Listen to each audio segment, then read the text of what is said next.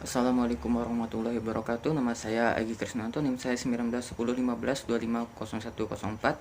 Saya akan mempresentasikan jurnal humani saya yang berjudul Pengaruh Current Ratio dan Debt to Equity Ratio terhadap Return on Asset pada PT Mayora Indah Tbk periode 2016-2020. Alasan peneliti memilih judul ini karena menjamurnya bisnis manufaktur di Indonesia, khususnya di bidang food and beverage, dan salah satu perusahaan terbesar yang bergerak di bidang F&B ini adalah PT Mayora Indah Tbk.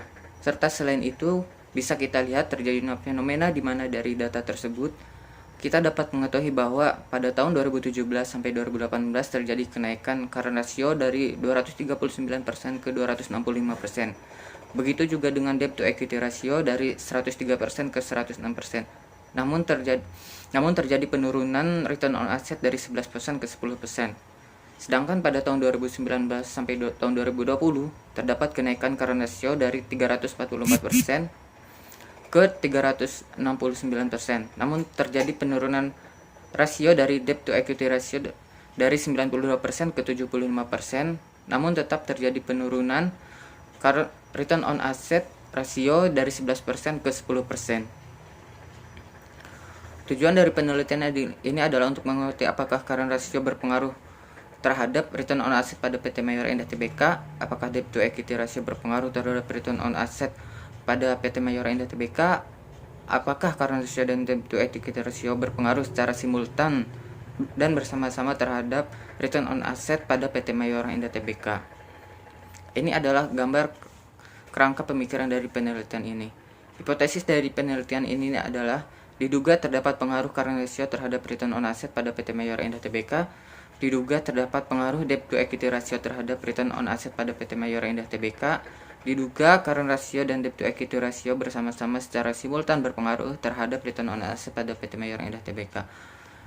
Metode penelitian yang digunakan adalah metode penelitian deskriptif kuantitatif. Dianggap kuantitatif karena data yang digunakan adalah angka atau numerik, masalah yang akan diperiksa jelas dan populasinya luas. Populasi dan sampel di sini adalah keseluruhan laporan keuangan PT Mayora Indah Tbk. Sampel yang digunakan ada berupa laporan keuangan PT Mayora Indah Tbk selama periode tahun 2016 sampai 2020. Metode analisis data statistik deskriptif digunakan untuk memberikan gambaran informasi dalam bentuk tabel, gambar, simbol, ataupun grafik sehingga dapat dengan mudah memahami dan diinterpretasikan.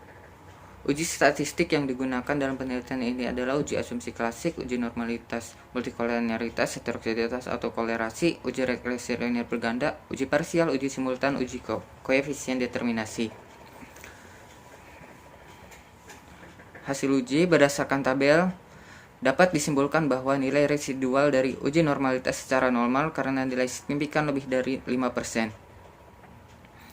Uji multikolenialitas dari tabel menunjukkan bahwa hubungan antara kedua variabel bebas menunjukkan nilai tolerance, tidak menunjukkan multikolenialitas karena nilai tolerance 0,164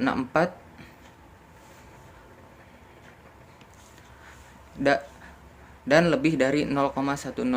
Demikian juga nilai FIF menunjukkan tidak terdapat multikolenialitas karena nilai FIF kurang dari 10.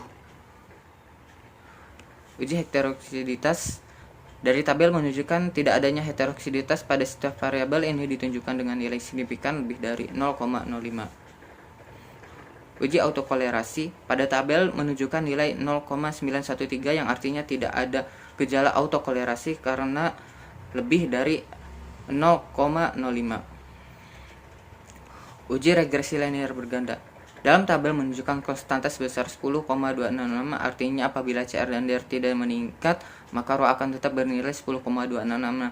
Nilai regresi minus 0,02, X1 berkonotasi negatif, artinya jika CR dinaikkan maka akan menurunkan ρ sebesar minus 0,02. Nilai regresi 0,009 untuk S2 berkontribusi positif, artinya setiap DR dinaikkan maka akan menaikkan ρ sebesar 0,009. Uji parsial dari data tabel menunjukkan nilai signifikan current ratio adalah 0,0907 dan nilai signifikan debt to equity ratio adalah 0,906. Ini artinya bahwa variabel X1 dan X2 tidak mempengaruhi ROA dan tidak signifikan karena nilai X1 dan X2 lebih dari 0,05. Uji simultan dari tabel diketahui nilai signifikan 0,828 atau lebih dari 0,05, maka dapat disimpulkan bahwa CR dan DR secara simultan mempengaruhi ROA secara signifikan. Uji koefisien determinasi dari tabel menunjukkan bahwa CR dan DR selama periode 2016 sampai 2020 memberikan kontribusi sebesar 17,2% terhadap ROA. Adapun pengaruh dari variabel lain adalah sebesar 82,8%. Untuk kesimpulan dasaran dari hasil uji yang sudah diuraikan satu persatu dapat diketahui bahwa variabel current ratio X1 dan variabel debt to equity ratio X2 tidak mempengaruhi secara signifikan variabel return on asset atau Y. Sedangkan secara uji simultan dapat bahwa ada pengaruh secara bersama-sama terhadap variabel return on asset. Sarannya untuk penelitian selanjutnya diharapkan agar menambah variabel dan jumlah data selain variabel ini sehingga dapat menambah determinasi return on asset. Demikian paparan jurnal penelitian yang dapat saya sampaikan. Kurang lebihnya saya mohon maaf. Semoga apa yang saya sampaikan bermanfaat untuk kita semuanya. Wassalamualaikum warahmatullahi wabarakatuh.